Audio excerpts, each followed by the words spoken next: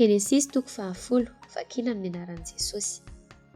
Ny taranak'izy telo lahy zanaky Noa sy ny elezany. Ary izao no taranaky ny zanakalahy Noa dia Sema sy Ama ary Jafeta. Samy niteraka zazalahy avy izy tao aorian'ny savidrano.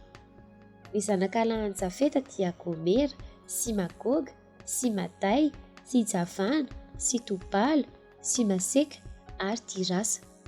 Ary ny zanakalahin'i Gomera dia Askenaza sy Rifata ary Togarma.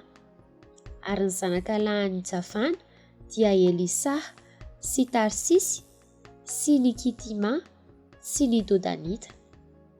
Avy tamin'ireo no niavaka vahanosy ny firenena tany amin'ny taniny dia samy araka amin'ny fiteniny avy, araka amin'ny mpianakaviny avy tamin'ny fireneny avy. Ary ny zanakalahin'i Ama dia Kosy sy Mizraima sy Pota ary Kanana.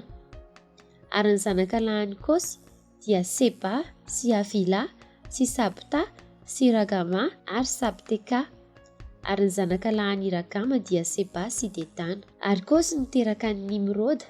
Izy no voalohan'izay tonga olona mahery tambonin'ny tany. Izy dia mpihaza mahery teo anatrehan'i Jehovah, ka izany no nanaovan'ny olona hoe tahaka ny Nimroda, mpihaza mahery eo anatrehan'i Jehovah. Ary ny niandohan'ny fanjakany dia Babela sy Ereka sy Akada ary Kalne tany amin'ny tany Sinara. Ary nivoaka avy tamin'izany tany izany izy ka nakany Asiria dia nanorina ny Niniva mba amin'ny Rehobotira sy Kala ary Resena. Teo anelanelan'ny Niniva sy Kala dia ilay tanàna lehibe izany. Ary Mizraima niteraka ny Lodita sy ny Anamita sy ny Lehabita sy ny Naftohita sy ny Patrosita sy ny Kasloita izay niavian'ny Filistina ary ny Kaftorita. Ary Kanana niteraka ny Sidona, Lahamatoany sy Eta. Ary ny Jebosita sy ny Amorita sy ny Girgasita sy ny Hivita sy ny Arkita sy ny Sinita sy ny Arvadita sy ny Zemarita ary ny Amatita. Ary noho ny tahoriana dia niely ny firenen'ny Kananita. Ary ny faritanin'ny Kananita dia hatrany Sidona ka hatrany Gaza ao akaikin'ny Gerara ka hatrany Lesa ao akaikin'ny Sodoma sy Gomora sy Adma ary Seboima. Ireo no zanak'i Ama araka amin'ny mpianakaviny araka amin'ny fiteniny amin'ny taniny amin'ny fireneny.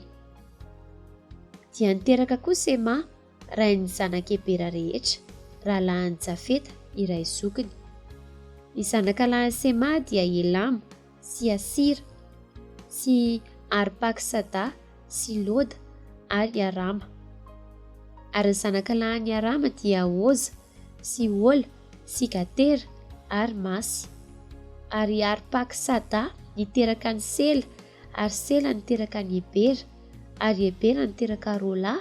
Ny anaran'ny iray natao hoe Palega satria tamin'ny andro no nizarana ny tany ary Joktana no anaran'ny rahalahiny.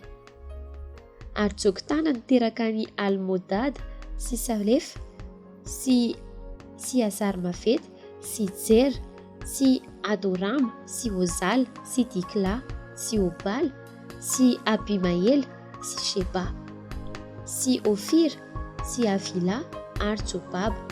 Ireo rehetra ireo no zanakalahin'ny Joktana. Ary ny fonenan'ireo dia hatrany Mesa ao akaikin'ny Sefara, tendrombohitra atsinanana. Ireo ny taranak'i Sema araka amin'ny mpianakaviny, araka amin'ny fiteniny, amin'ny taniny, araka amin'ny fireneny. Ireo ny mpianakavin'ny zanaky Noa araka amin'ny taranany, amin'ny fireneny, ary avy amin'ireo no niavaka fa amin'ny firenena tambonin'ny tany tao aorian'ny savidrano.